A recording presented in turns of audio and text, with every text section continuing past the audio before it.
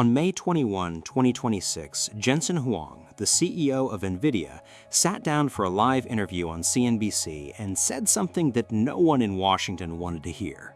Huawei is very, very strong. They had a record year. They'll likely, very likely, have an extraordinary year coming up. And their local ecosystem of chip companies are doing quite well because we've evacuated that market. We've really largely conceded that market to them. Evacuated. His word, not retreated, not stepped back, evacuated. Nvidia once held 95% of China's AI chip market. The company whose chips power every major AI model you've ever used had been pushed out of the world's largest technology market by a Chinese competitor that the United States had been trying to destroy for 7 years. 7 years of export controls, 7 years of sanctions, 7 years of blacklists, restrictions, and diplomatic pressure on U.S. allies. The most aggressive technology embargo in American history. And the result was not what anyone in Washington expected. That's what this video is about. We're going to walk through every major U.S. chip sanction, what it was designed to do, and what it actually did. We'll show you the technology breakthroughs China pulled off while under siege, the companies no one was watching that quietly became global players, and what Jensen Huang's concession means for the balance of power in the most important technology race of the century. The sanctions didn't kill China's chip industry. The question worth asking, seriously, is whether they built it instead. Here's what Washington thought would happen. Cut China off from the machines that make advanced chips, and China's AI ambitions would stall out within a few years. The logic was clean. The theory was coherent. It had one fatal flaw, and we'll get to it. But first, you need to understand what's actually at stake here, because semiconductors are not just another product in a trade war. They're different in kind. A semiconductor chip is a slice of silicon roughly the size of a fingernail, etched with billions of microscopic transistors, switches that turn on and off billions of times per second to process information. The more transistors you fit on a chip and the faster they switch, the more powerful it is. And every modern economy runs on them. The computer you're watching this on, the phone in your pocket, the car you drive, the missile defense systems protecting NATO allies, none of it exists without semiconductors. There is no substitute and no workaround. Whoever controls the most advanced chip technology controls the infrastructure of the modern world. And for the first 3 decades of the semiconductor age, that control belonged entirely to the United States and its allies. American chip designers, Intel, Nvidia, Qualcomm, AMD, set the global standard. Dutch company ASML built the only machines capable of manufacturing the most advanced chips. Taiwanese company TSMC fabricated them. South Korean companies Samsung and SK Hynix dominated memory. The entire advanced semiconductor supply chain ran through a tight network of U.S. allied nations. China was dependent on all of it. In 2020, China imported $380 billion worth of semiconductors, more than it spent on oil. The country that manufactures most of the world's consumer electronics could not make the chips that powered them. Washington understood that dependency was a lever, and starting in 2019, under the Trump administration, the United States began pulling it. The escalation timeline. In 2019, Huawei, China's largest technology company and the world's leading 5G equipment maker, was added to the U.S. Entity List. American companies needed special government approval to sell anything to Huawei: chips, software, tools, even maintenance services. The intention was to cripple Huawei's ability to compete globally by cutting off its access to the components that made its equipment work. In 2020, the sanctions expanded. Any chip made anywhere in the world using American equipment or software, which meant virtually every advanced chip on Earth, could not be sold to Huawei without a license. The rule was sweeping and in the short term effective. Huawei's smartphone business collapsed. Its 5G deployments outside China stalled. In October 2022, the Biden administration escalated dramatically.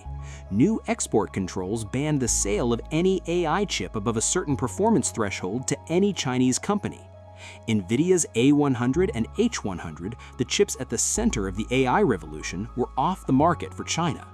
The controls also restricted the export of semiconductor manufacturing equipment capable of making chips below 14 nanometers.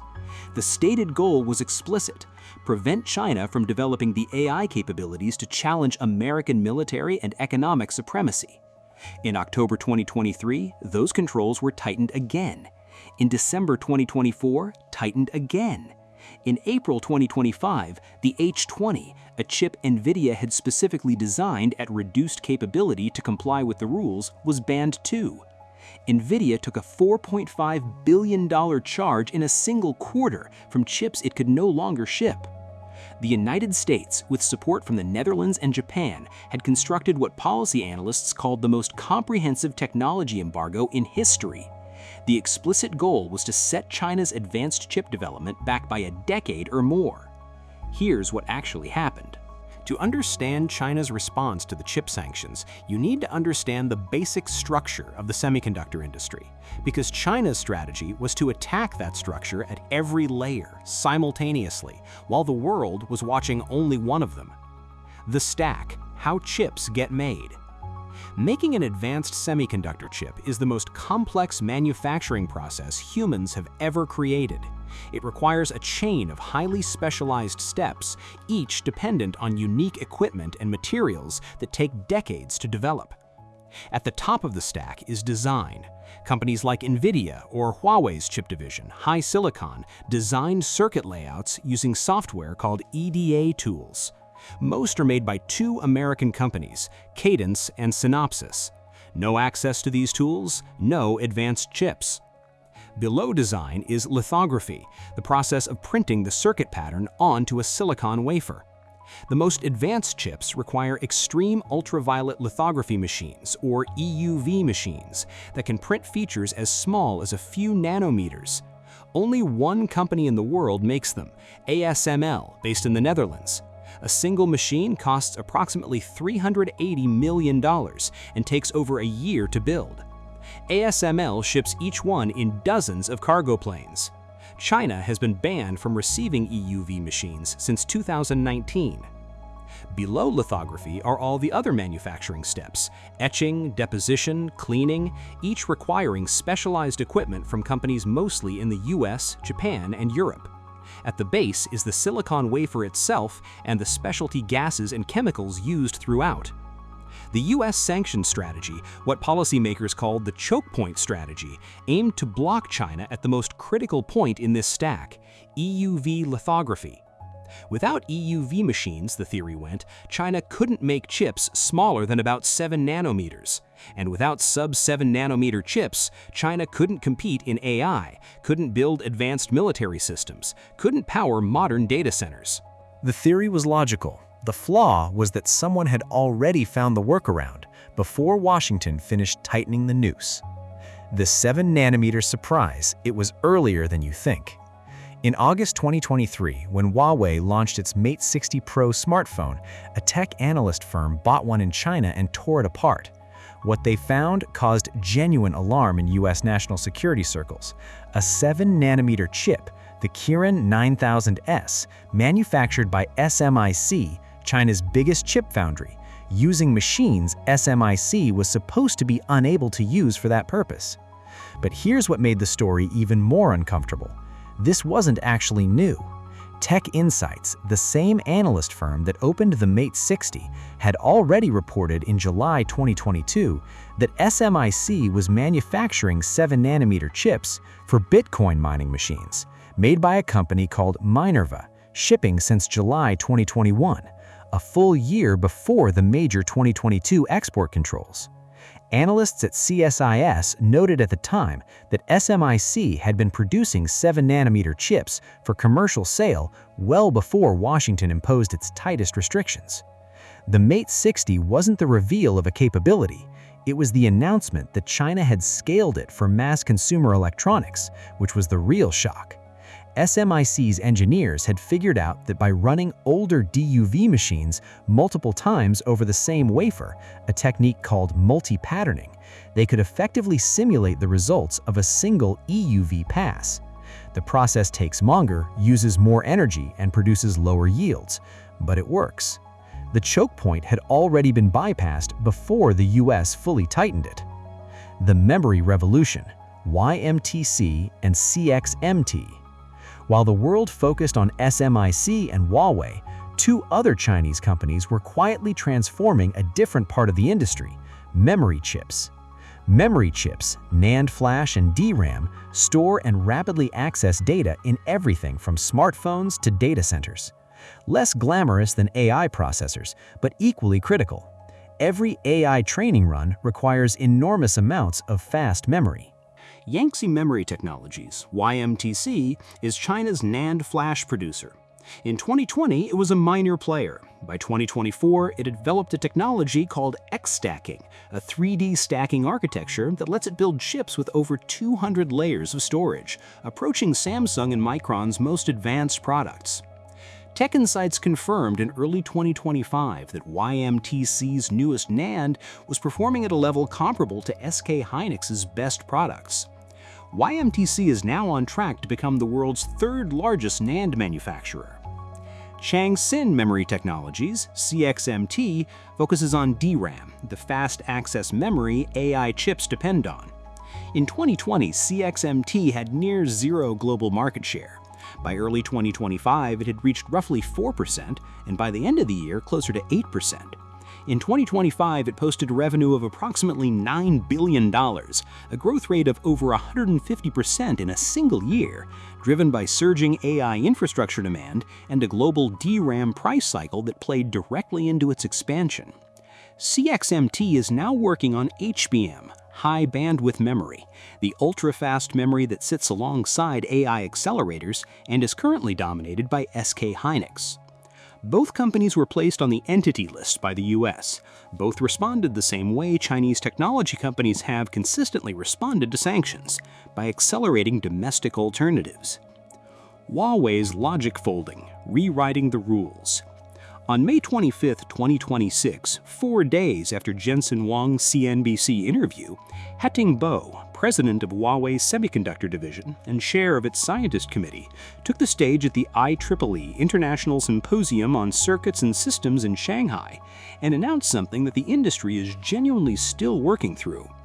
The announcement was so striking that Chinese social media immediately called it a new DeepSeek moment. Whether that comparison holds up is a different question, but the fact that they made it tells you something about the mood.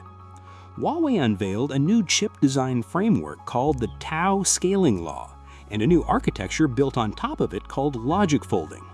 Here's what that means in plain terms.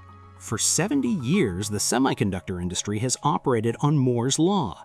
Chip performance improves by making transistors smaller so you can fit more in the same space. The reason China can't match TSMC's 3nm chips isn't that Chinese engineers lack talent, it's that making transistors at 3 nanometers requires EUV machines China can't access. Huawei's response is to stop playing that game. Logic folding improves chip efficiency not primarily by shrinking transistors, but by reducing the time it takes for signals to travel through the chip's circuits, a concept Huawei calls time scaling, replacing geometric scaling. The architecture restructures how circuits are arranged to lower resistance and signal delay. It's not the same as conventional 3D chip packaging like HBM, it's a different level of the design stack. The practical result, Huawei claims, is a significant increase in effective transistor density without requiring small lithography. Think of it like redesigning the floor plan of a building so people could move between rooms faster, rather than making the building taller.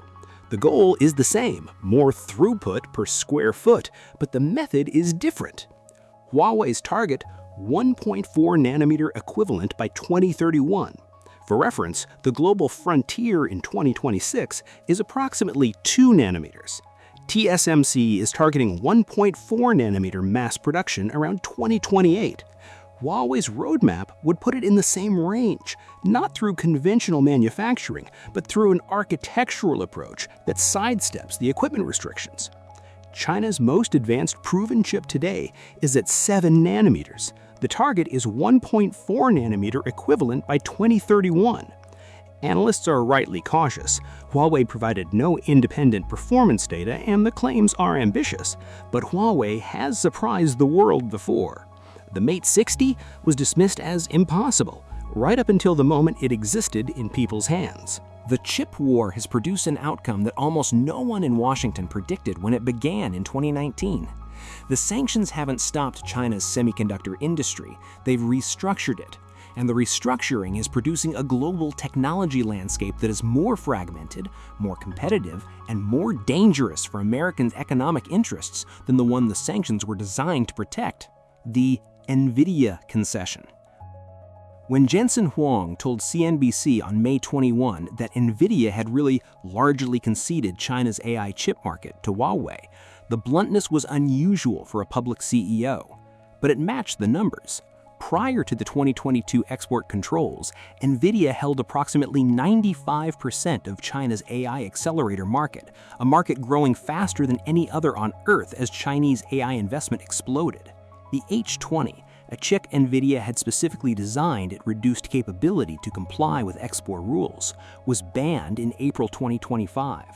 Nvidia took a $4.5 billion charge in a single quarter and reported it was unable to deliver an additional $2.5 billion in H20 revenue in Q1 fiscal year 2026 alone. Huawei's Ascend AI chip stepped into the void. The Ascend 910B, the 910C, and the new Ascend 950PR, in mass production since March 2026, are not as powerful as Nvidia's best offerings, but they don't need to be. They need to be good enough, available, and not subject to export restrictions. In China, those three conditions make Huawei the only viable supplier for most buyers. Huawei's AI chip revenue hit $7.5 billion in 2025, and based on orders already booked from companies including Alibaba, ByteDance, and Tencent, is projected to reach $12 billion in 2026. Nvidia lost one of the world's largest and fastest-growing markets. Huawei gained a captive customer base of hundreds of millions of AI developers and cloud providers with no alternative. The unintended consequence. Here's the strategic irony that nobody in Washington wants to acknowledge directly. By banning China from buying American chips, the United States forced China to build its own. Before 2019, China's technology giants, Alibaba, Baidu, Tencent, ByteDance, were buying Nvidia chips, using American EDA software, and paying American companies for the infrastructure of their AI build-out. Hundreds of billions of dollars flowing to American companies, keeping China's AI infrastructure deeply integrated with the American technology ecosystem.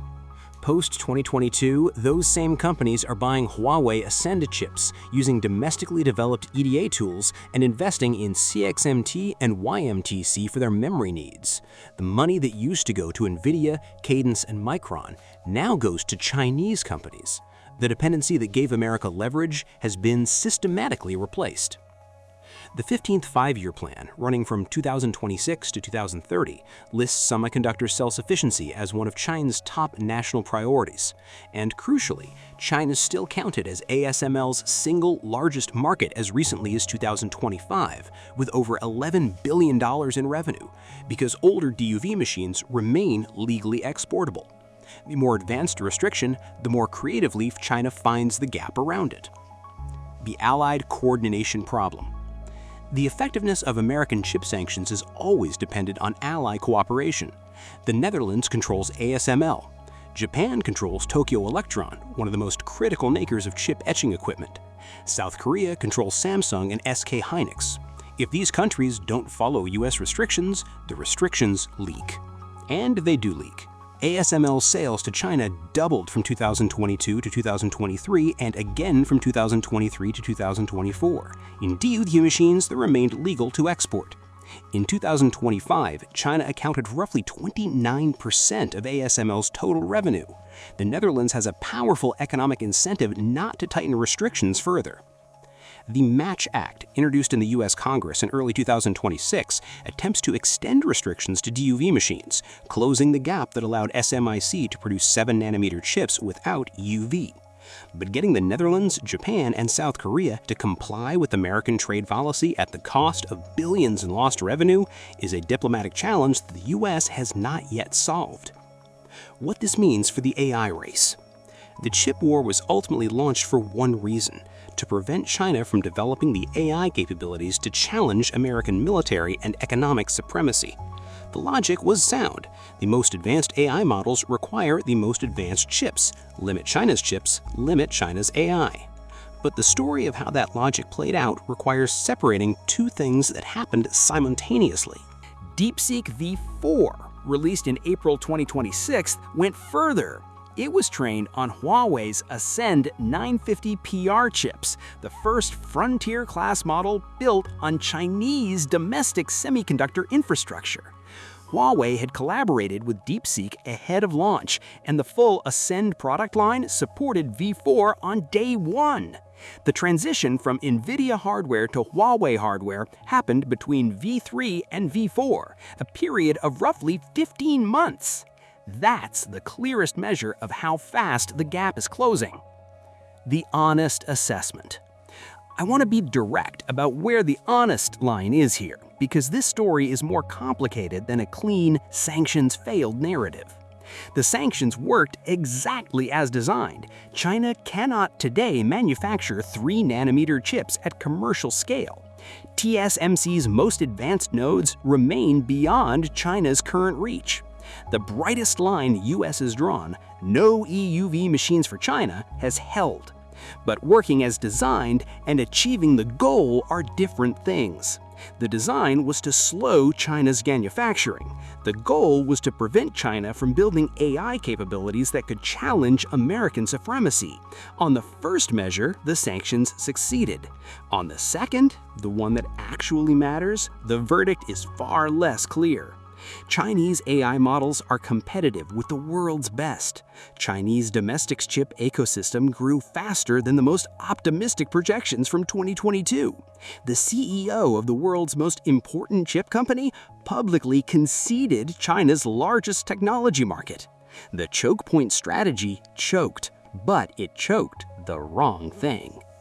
In 2019, the United States began the most ambitious technology embargo in history. The goal was clear: cut China off from the semiconductor supply chain, starve its AI ambitions, and preserve American technological supremacy for a generation. 7 years later, the CEO of Nvidia is conceding the market. China's memory companies are becoming global players, and DeepSeek V4, a frontier-class AI model, ran its first inference on a Huawei chip. The sanctions haven't failed. They've slowed China, but slowing is not stopping. And the question that matters now isn't whether China can make a 3-nanometer chip, it's whether China can make chips good enough at scale to power an AI ecosystem that doesn't need America's permission to operate. The answer, increasingly, is yes. The Silicon Wall is real, but walls that force ingenuity on the other side don't always protect the people who built them.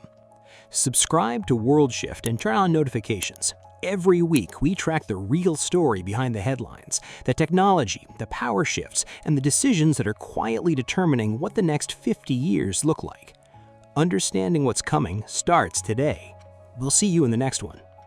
The Silicon Wall is real, but walls that force ingenuity on the other side don't always protect the people who built them.